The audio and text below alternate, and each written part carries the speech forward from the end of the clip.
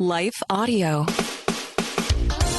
Welcome to Empowering Homeschool Conversations, your authority in navigating the world of homeschooling diverse learners.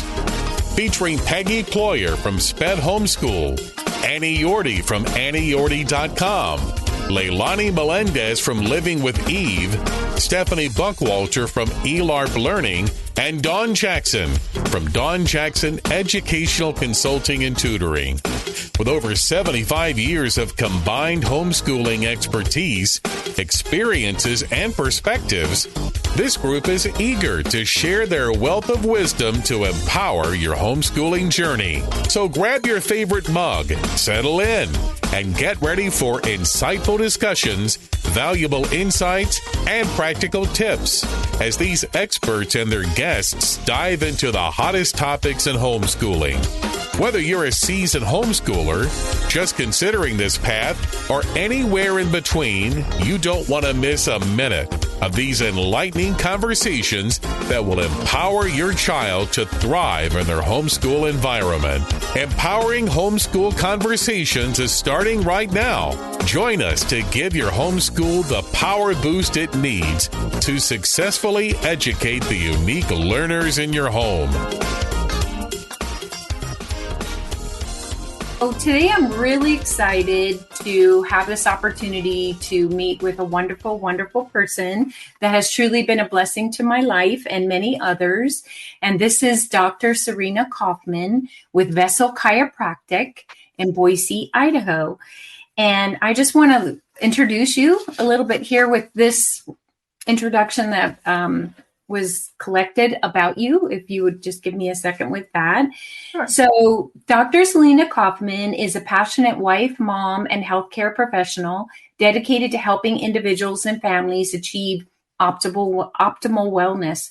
As a nervous system-based chiropractor and functional medicine practitioner, Dr. Coffman blends her personal experiences with her professional expertise to guide others on their healing journeys. Her story is deeply personal, having overcome lifelong eczema, allergies, and other health challenges by addressing the root causes of her conditions. Through chiropractic care and functional medicine, Dr. Coffman discovered the profound connection between nervous system regulation, cellular health, and overall well-being, which we're going to talk about today. I'm very excited. Today, she brings that same holistic approach to her practice, helping patients unlock their full potential and enjoy the freedom of better health. Whether it's facilitating healing for adults or supporting the youngest members of her community, Dr. Coffman is driven by her mission to empower families with the tools they need to thrive. So wow, that's just amazing. I had to read all that because it just encompasses a lot about who you are. And I do want to give you an opportunity, however, to share a little bit more if that missed anything or just a little. That's perfect. Okay, good. That was pretty. Steal that, actually. That was great. Okay, for sure. I'll send that to you. So today we're obviously here. We're going to be talking about children with ADHD, children on the spectrum, and how families can look and see chiropractic health and coaching and all the things that you do with nutrition that could help benefit their children.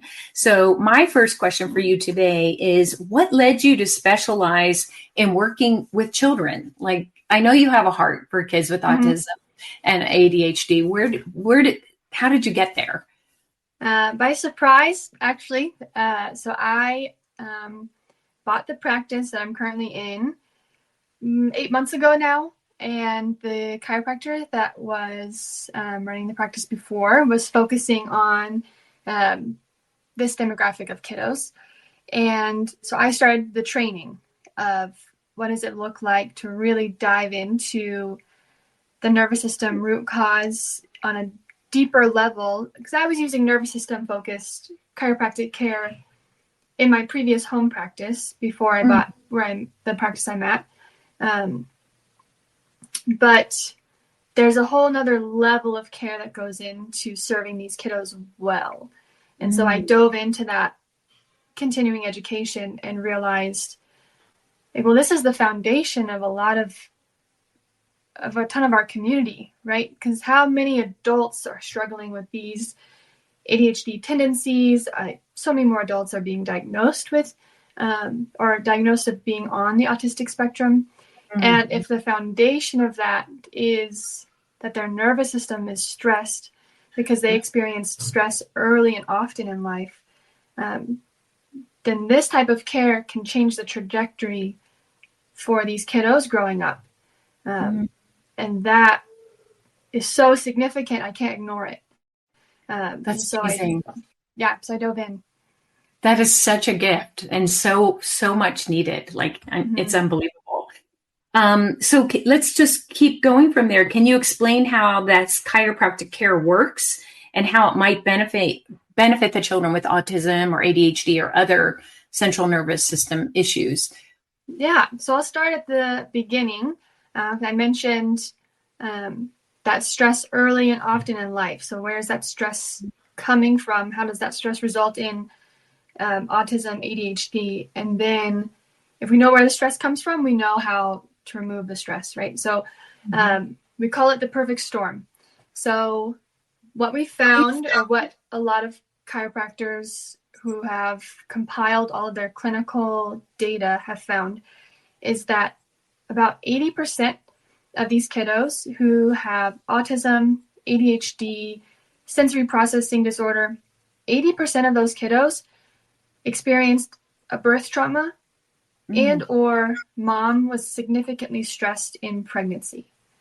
And that is like, right? Because what numbers are we seeing increasing? We're seeing C-section rates rise like crazy. We're seeing birth interventions rising like crazy. And then we're also seeing autism, ADHD, sensory processing disorders rising in the same like parallel graph, right? Interesting. And the fact that 80% of these kiddos who are on these spectrums have experienced birth trauma in some way. Because a C-section is traumatic. That baby is being pulled out by their neck, and that's a ton of torsion being pulled up, over, and twisting out. And that creates a ton of stress in the top of our spine, where a ton of our regulatory rest, digest, heal, reproduce nervous system starts. So we start our life wired, right? So how many of these kids on the spectrum had colic when they were a baby? Probably a lot of them, right? A colic is just a sign of a really stressed baby. And then we don't really grow out of colic. I didn't grow out of colic with my traumatic birth experience.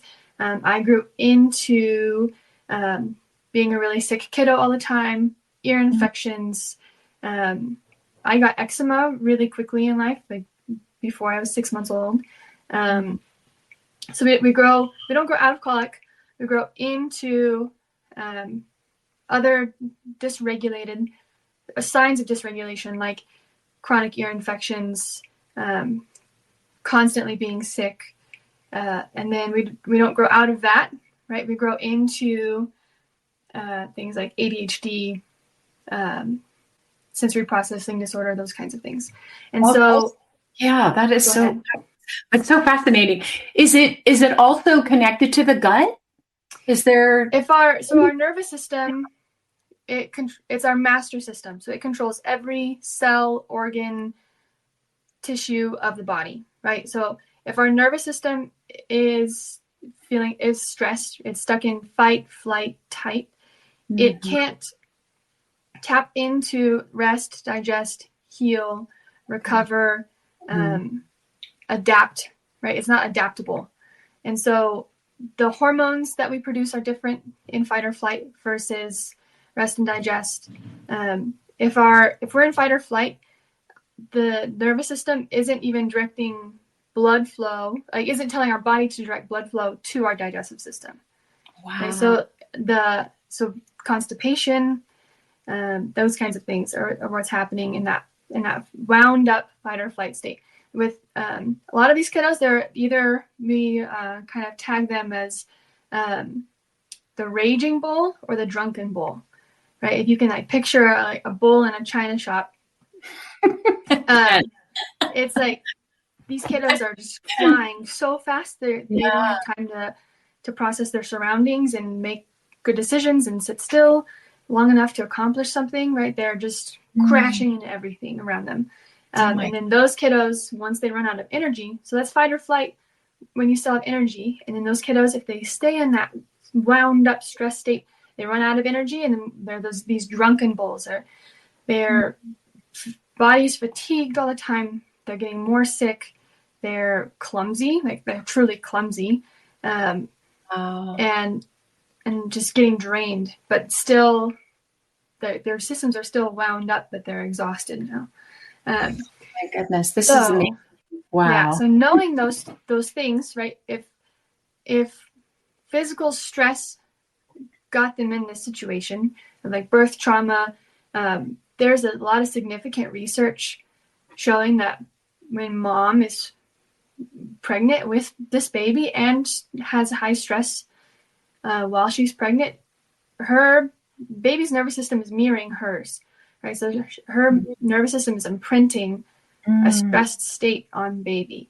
And usually a lot of times those births don't go very smoothly, because you can't, like, birth is a parasympathetic rest, digest, reproduce state. Our body needs to be able to tap into that state to have a successful, smooth birth. And if we're strung out and wound up, it's not easy to have a baby. Wow. That is so amazing. Like, I'm thinking of my own story with my firstborn, and I have to share that with you on another day. You and I will talk about it, but I completely hear what you're saying, and it mimics exactly what I went through. Oh, wow. Interesting. Yeah. Very insightful. Thank you. We will continue this conversation after a short break.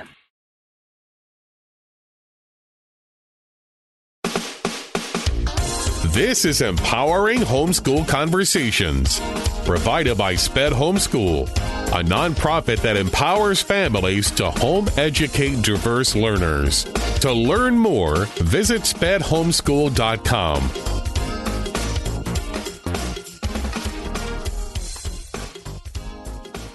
So that's like in our this concept of chiropractic are 3 T's, or 3 traumas. There's traumas, or like our 3 stressors. There's traumas, thoughts, and toxins. So that's our birth trauma is our physical stress that we encounter, and thoughts are our emotional stress that mom can imprint on baby, and the baby can experience that too, right? And then toxins. So toxins are huge in autism, ADHD. Like, that's what a lot of moms are trying to track down. Like, is this like what our kids are getting injected with? Like, what does that have to do with it? But an argument that I've heard, one of these prominent docs who's teaching me these concepts is like, okay, well, we've had toxins in our environment for a very, very long time. And I would say this to be true with my functional medicine experience. Our body has pathways to manage toxins, right? We have cellular pathways to detox. And if we have the resources to do that, it shouldn't be a big deal. And our body has ways to store those things so they're not impacting our brain health to an extent, right? And so if we're addressing the nervous system health, we can help the body manage that stress of toxins.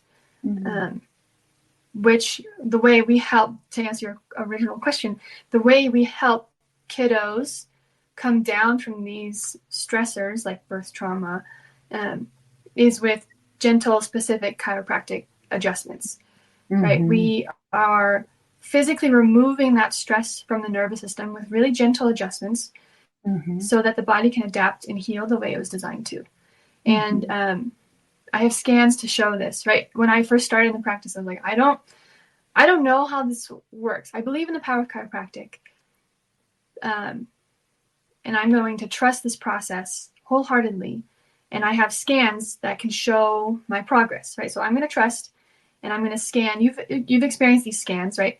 So they show me the health of your nervous system, where you are in fight or flight versus rest and digest, and what your energy reserves are, where you're holding that stress in your nervous system. And so on day one, we get these kiddos, everyone, scanned. And okay, this is the health of your nervous system. This is based off of this data that's objective, and your health history and what you're managing now in your day-to-day. This is my plan for you. This is like the level of care that I believe you need. And then we rescan as we go. And I see these kiddos move up into the healthy levels of these graphs to adaptable states of their nervous system. Stress is like way reduced in their spine. That's great. It's incredible. Yeah. It's incredible. Yeah. That is exciting. And just on a question on that. So do you find that children heal quicker or? Yeah. They're so much more adaptable, right? They don't have, if we think about it as an onion, right? We have to peel back layers. They have fewer layers. Neuroplasticity, all of that. They just adapt so much quicker to everything. And so helping a kiddo with ADHD and autism is so much faster than helping an adult with these things. That's amazing. That's how all healing goes. The kids are just incredible. Yeah. That's so incredible. That's so encouraging, because I think sometimes when people think, oh, okay, we'll start chiropractic care, but we're going to be here forever, and it's not like that. It is. I mean, even in the short time that I've known you, I've felt changes in my body that I'm like, oh, I'm calmer in that. Like things are calm. Something's calming down, Yeah. And so I've got a long way to go, I'm sure, but I'm excited for this. This is very different than anything that I've ever experienced. So, well, let's go to the next question. I think we already answered tailoring your treatment, so we'll move on. Are there any, I don't know if we've answered this, but are there particular chiropractic techniques or adjustments you use more frequently when working with children? Yeah, you're not, you know this, you don't just barge in with these kids. It's a lot of, some of them, I don't adjust on the first visit, right? Because we're building rapport. There's a lot of value in communicating what's to come and gaining their confidence in me. And same with mom and dad, right? A lot of them, it doesn't make sense for me to adjust the first visit even until we have built a relationship and we've created that educational component of what the plan is. And so if this kiddo is the raging bull still, we're focused on more gentle, we call them tonal, right? So it's a lot of touch for adjustments, and it's like sustained contact, because our goal is to calm down the nervous system. And then these drunken bulls their bodies are fatigued and don't have energy left, a lot of times I think those are a little more, there's a little more oomph in those adjustments, but with these kids, I'm building rapport with them, and we're not starting with those. That's interesting. And it doesn't, this type of chiropractic, it doesn't look like what you see on TikTok or sensational things. There's not twisting and popping and cracking, which is probably what a lot of parents like. Why am I going to take my 8-year-old or my 3-year-old to go get twisted and cracked? Like, that's not at all what's happening. It's so gentle. And what's exciting is I can say, trust me, this is gentle and it's going to look really simple, because a lot of these kids, less is more. And so it's one adjustment, and I get to see them frequently. So it's like, we're doing one adjustment that's gentle, and we're going to let their nervous system process that and lock it in. And then when I see them in a couple of days, we're going to do another adjustment. And then soon we can start stacking them a little bit.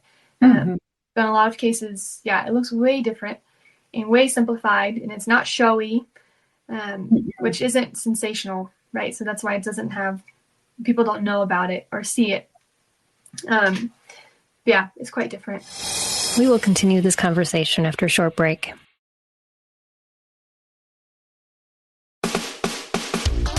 This is Empowering Homeschool Conversations, provided by SPED Homeschool, a nonprofit that empowers families to home educate diverse learners. To learn more, visit spedhomeschool.com.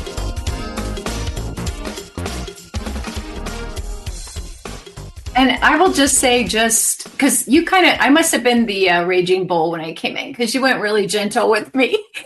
But just your presence, and I know the atmosphere of your office and the, if you want to say the energy or just the flow of that, it's so calming to me. It's like walking out of a massage. Yeah. It's just so calming, and you're just really in tune. Like I've noticed that, like you're really present with with me when I'm there. So I can imagine, and I've seen you with mothers, and I've seen you with children, even dancing in your office. That was a little video you made for your holiday video, but that makes a huge difference. I've been to chiropractors for about 30 years, and it's the first time. So I have to say that makes a huge difference. And we did talk about progress or improvements that you've seen in children after receiving chiropractic care. Do you have any kind of a story or something you would like to share on that? Yeah, probably my most recent kiddo, his mom just walked into my office and she said, "Hey, I think I've heard a little bit about chiropractic, and my son's on the autism spectrum. Could this help?" Like, yes. Yeah, let's bring him in. And so we got him scanned. So in the last 3 months of care, and for him, he's been coming twice a week. That's his story. That's what he needs. And based on his most recent scans, we're going down to once a week. So he typically, when winter hits, he gets seasonal depressive disorder. It gets really low. This kid, he's about 12. Yeah, he just turned 12. So the last few years, he's gotten depressive symptoms with the seasonal changes. This year, that hasn't happened at all. Wow. He's been jolly, actually. Like his mom's like, I don't know what's happening, but this is a new side of him. He's way more often in a good mood than not.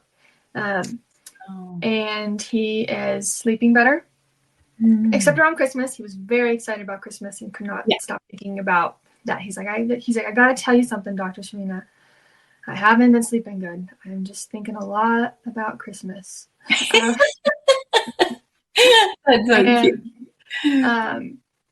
And they went to the dentist a few weeks ago, and for the first time, all of the noises and the sensations didn't send him over the edge. So he was able to handle a dentist appointment. That's amazing. Yeah, which is a big deal for him. That is the goal is, so mom pulled him out of school this year because it was too much. Right? Feeling like people don't understand him, are judging him. It's probably a lot of sensory input. So my next goal for him is that he can enroll back in school. If mom doesn't find that she likes homeschool, we'll see. Yeah. Hopefully she likes homeschooling. Yeah. We'll connect you guys. Yeah. That would be great. But at least allowing him to adapt to more stimulus in those social settings and not feel overwhelmed and like he has to shut down. That's huge. Right. Yeah. So those are our next goals, and I'm really confident that with consistent care we can get there, right? Because we're calming down his nervous system, bringing him out of fight or flight, removing that stress so that his brain can take in sensory information and appropriately process it to create the correct response. That's wonderful. That is it's so well needed. I know, being in education and having that background in special education, there's so much emphasis on behavior. If we can just get the behavior sorted out, if we can teach kids behavioral skills, and you do all this work and you're trying and you're doing all these different techniques, and you wonder, why aren't they getting it? Yeah. Why isn't it holding? I guess, they might get it for a short time, but it's not holding because their central nervous system is so jacked up in a sense that they can't they can't hold on to it. They can't remember it because they're in that state of fight and flight. So, so fascinating. Let me look at something else here. What advice would you give to parents who are considering chiropractic care for their child with autism or ADHD? Hold on just a second. Let me text my husband that my baby's awake. Okay. What advice would I give to parents who are interested in chiropractic care for their kiddos? I would say find a chiropractor who does the insight scans, so the neurological insight scans, and just go get scanned. Step one, go get scanned and see where their nervous system is lying.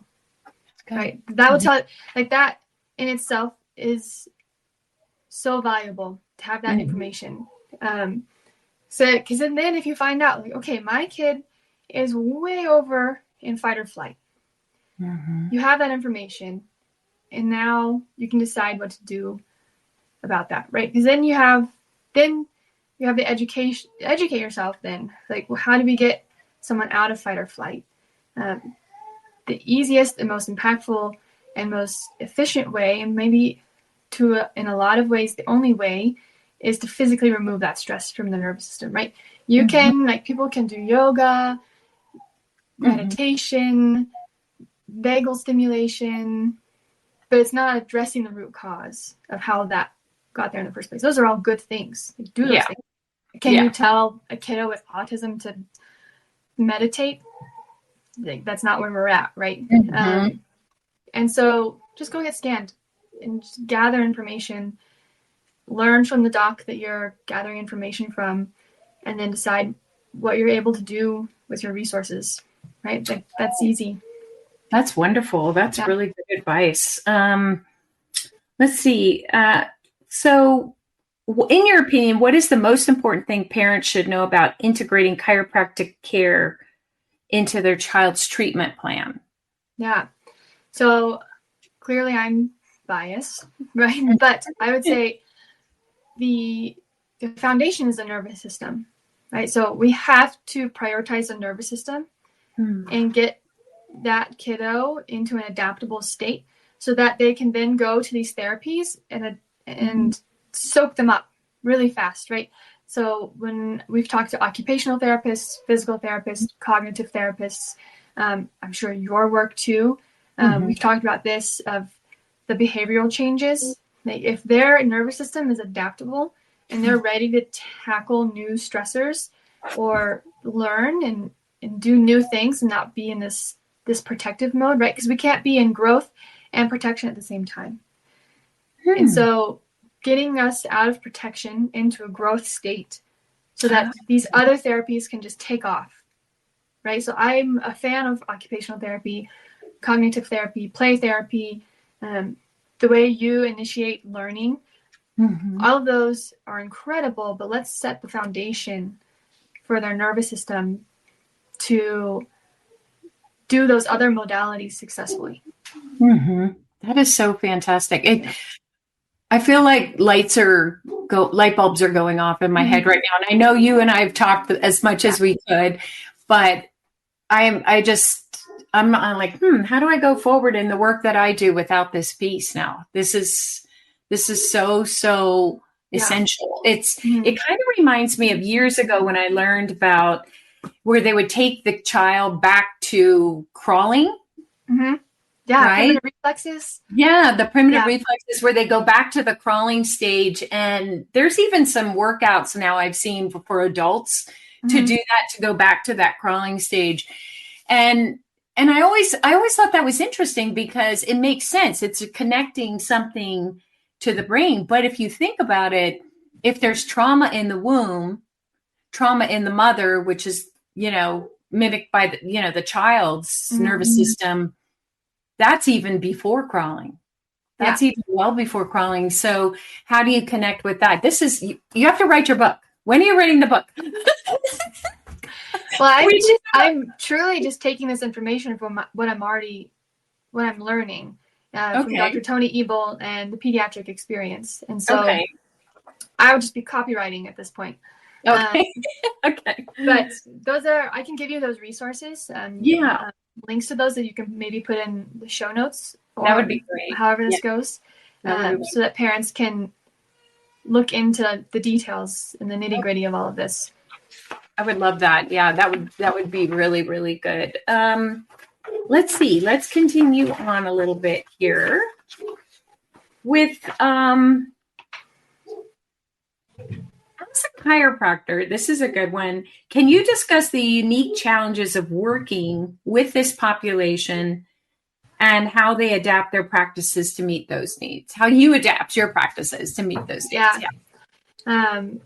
A lot of times, we're on the kiddos' timeline, right? I still believe in informed consent and consent to care, right? So if they're saying, "Don't touch me," we have to build rapport, right? And so, it's not come in, get scanned, lay on the table, I'm going to adjust you. It's a slow process of, okay, today we're getting one adjustment. That's super impactful and important. And he can do that. We can do that like sitting up.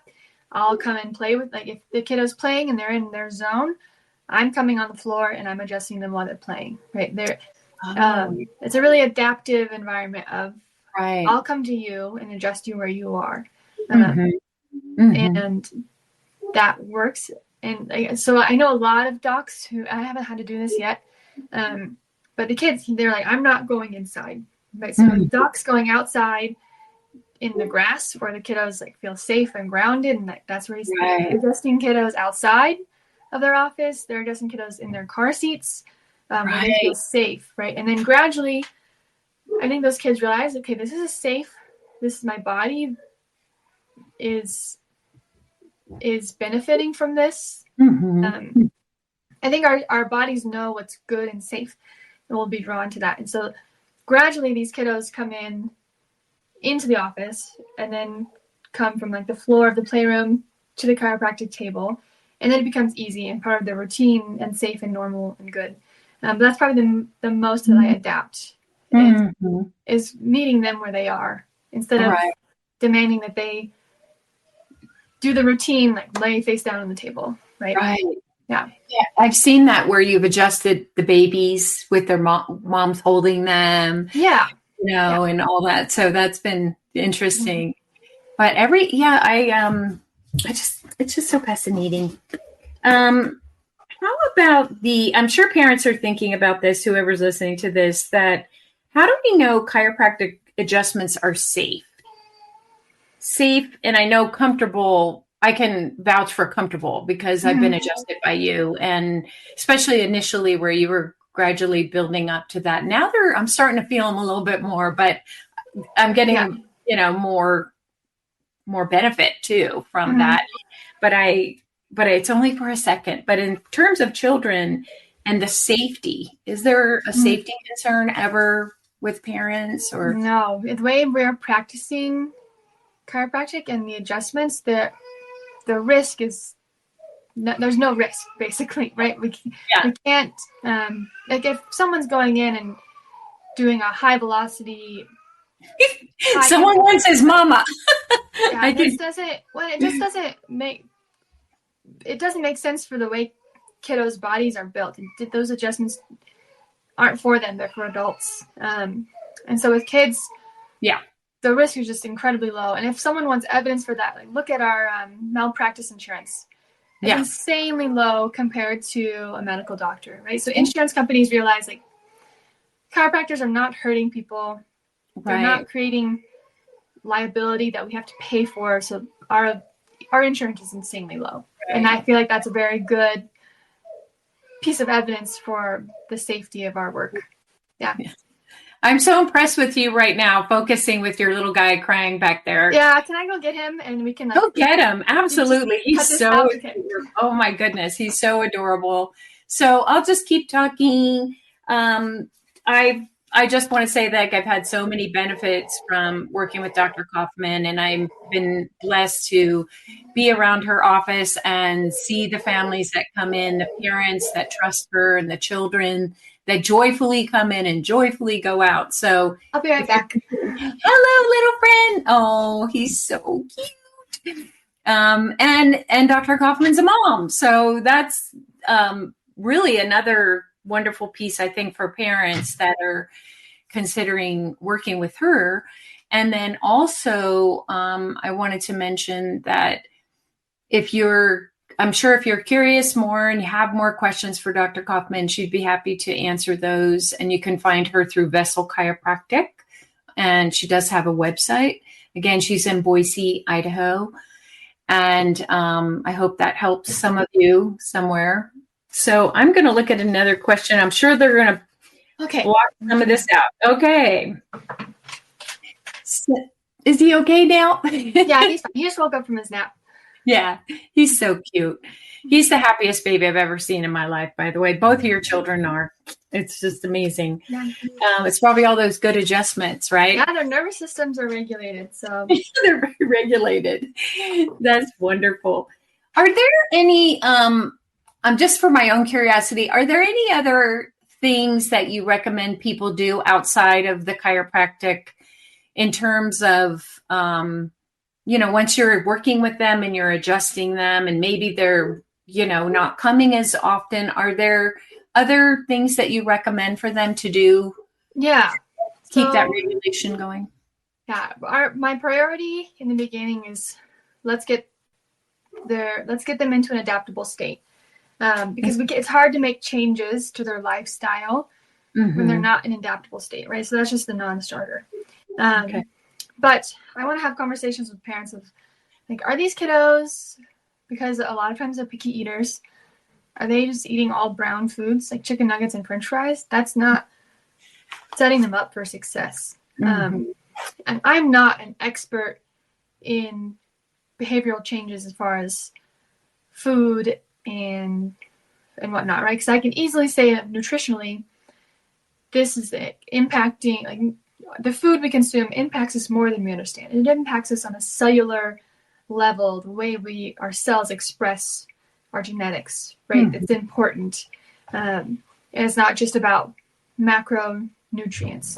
And so once they're more adaptable, like, let's talk about more balanced meals.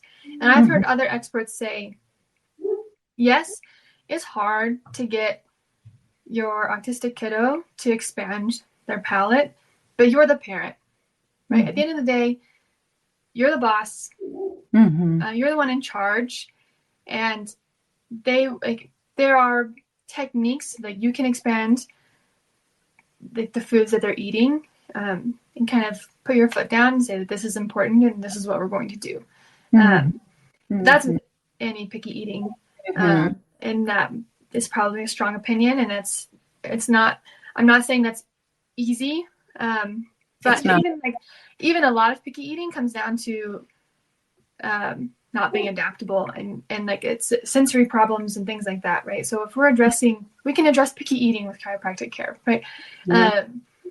By helping them adapt to different sensations of textures and tastes and smells and that kind of thing.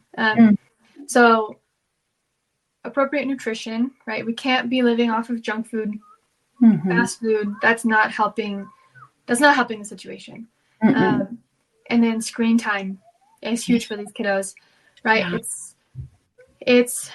I understand that with these kiddos that take a lot of mom and dad's energy and emotional capacity of, like, okay, we need a break. Here's a screen. Or like these kiddos, some of them, like, they love whatever's on the screen, right? It's this video game that they're incredible at playing. It's a show that they're obsessed with. But screen time has really negative, like insanely negative impacts on our neurotransmitter levels, right? The serotonin and dopamine levels play a big role in ADHD, right? And if we're constantly fueling Gosh, I'm going to get it wrong probably. Dopamine. If we're constantly fueling those dopamine, like that's like quick hits, immediate gratification, instant gratification, there we go. That fuels ADHD. Right? And it's hard to break that, right? Because there's dopamine, we're addicted to it, and those quick hits. But on the opposite end of that spectrum is like, okay, we need to get outside. We need to do things that require our balance, like riding a bike, playing sports, moving, just physically moving our body, asking it to use both sides of our brain, boosting serotonin to balance out those levels. That's huge and not to be downplayed, right? Because how many of these kids, and this is not me judging, but I see a lot of this combo of ADHD, autism, sensory processing, combined with brown, bland foods for the most part, or like very limited foods, and lots of screen time. And that's a trio I see quite often, and it's not coincidence, right? And that's not the root of the issue. The root of the issue isn't the food or the screen time. It's the maladaptability. And so we can get them adaptable, but then we have to change our lifestyle to maintain and build that adaptability and like overall well-being and quality of life. So that's a big conversation though.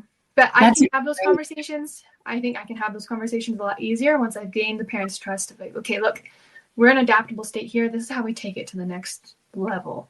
Yes. Yes. I love that. That is so good. Really, really good. Yeah. Wow. I know that could be a whole nother topic. Yeah.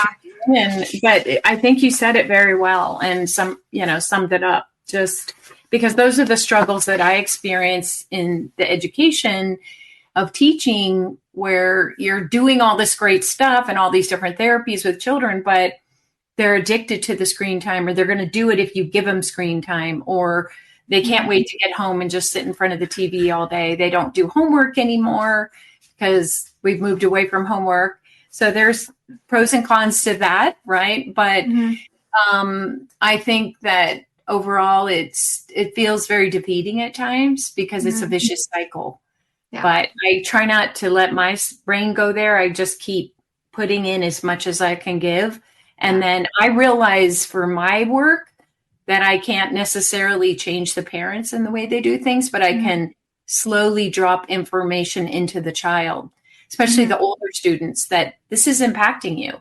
This is how this is going to impact you. Or, the sugar.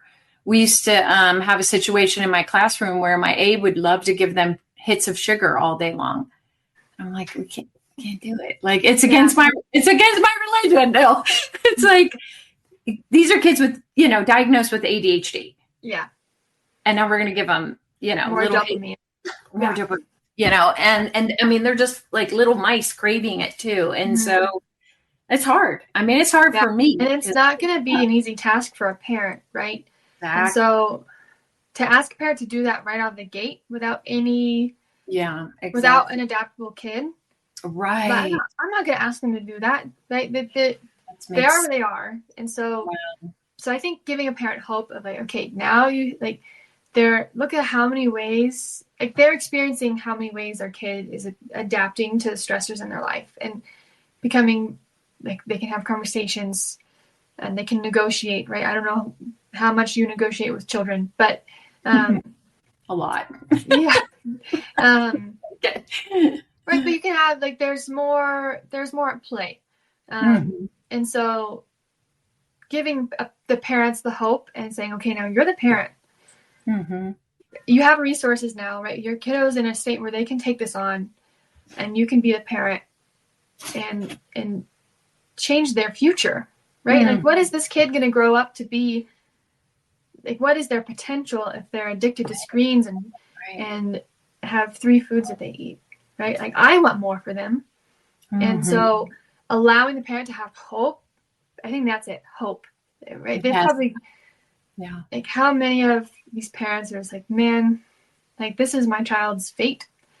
Let's give them let's just pacify them because that's what's easiest and that's what makes them happy now. Right.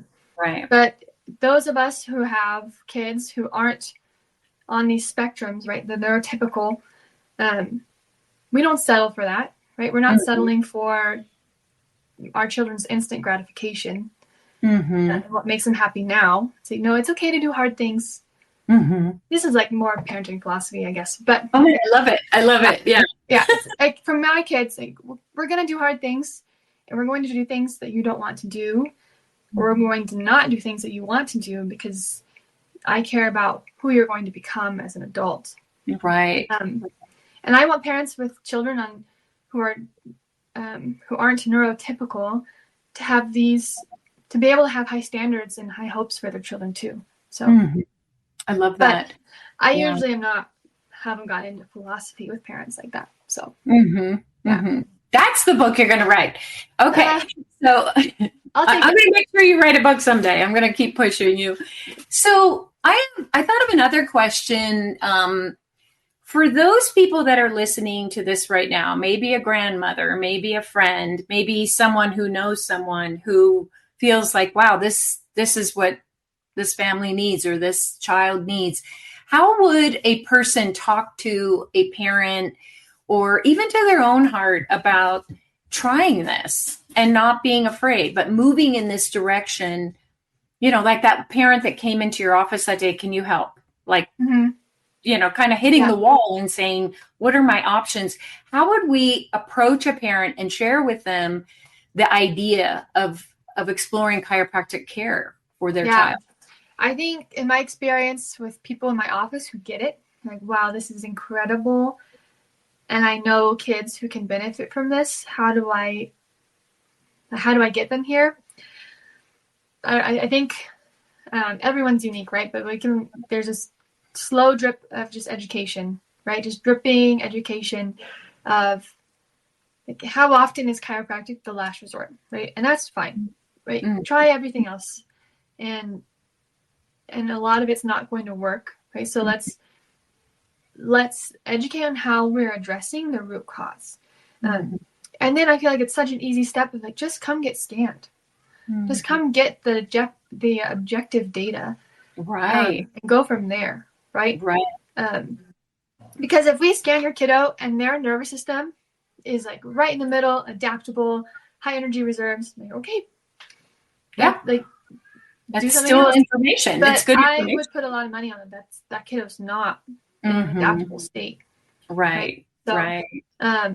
Just like informing and educating these parents of options, right? Introducing them to podcasts, right? That's something that's like, you don't have to commit to this, just listen to and like for you, right? It's like, this is all making sense, right? We've tried all of these other things. Yeah. They're not sticking. This story lines up. The story tracks with my kid's story. And then like, I'm not making this up. I'm not successful because I'm lying to everyone, right? I don't know if people just don't believe, like, oh, chiropractors are quacks, whatever, call me a quack. You were not a quack. But I think there's like, I don't know if they think we're lying or it's like we're over promising, but I think with the scans, that's how we are showing objective results, right? And it's not, we can't, unfortunately, like, not everyone is on the same page with this level of pediatric chiropractic care, right? We can't go to just some Joe Schmo chiropractor who's doing back pain, right? We're not going to back pain chiropractors and expecting neurological changes in our kids, right? This is like, where these kids are really struggling and have intense stories. Like, this is, in the beginning, this is like at least 3 times a week for a stint, right? Because we're gentle and specific and unwinding the stress. And so I think people think chiropractor, back pain, how is this back pain chiropractor going to help my kid? It's like, no, rewrite the script.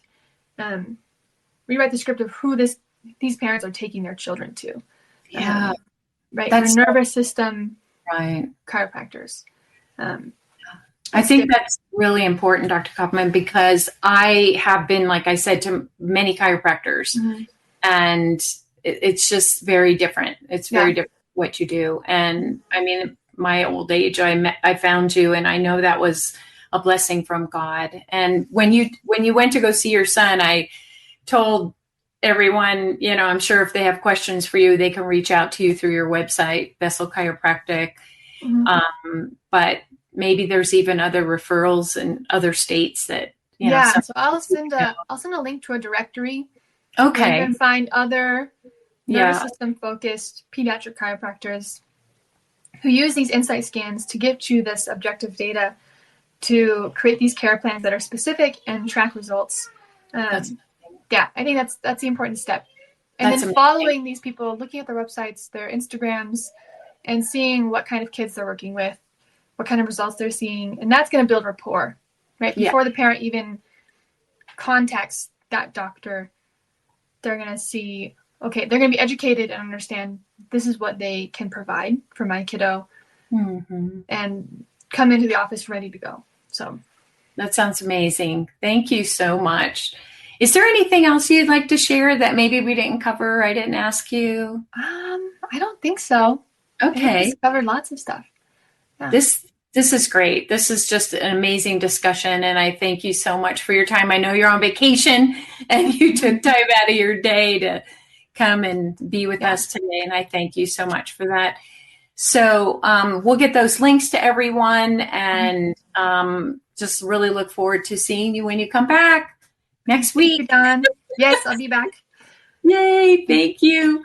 And hold on. So we're just going to end this now, but you and I will hold on for a second, okay? Okay, thank you. Thank you, everyone, for joining us today. I hope this was helpful and that you will gain some insight on how to go forward with your child, that you've maybe been wondering, what is another thing I can try? A great thing. So working with the central nervous system. So thank you.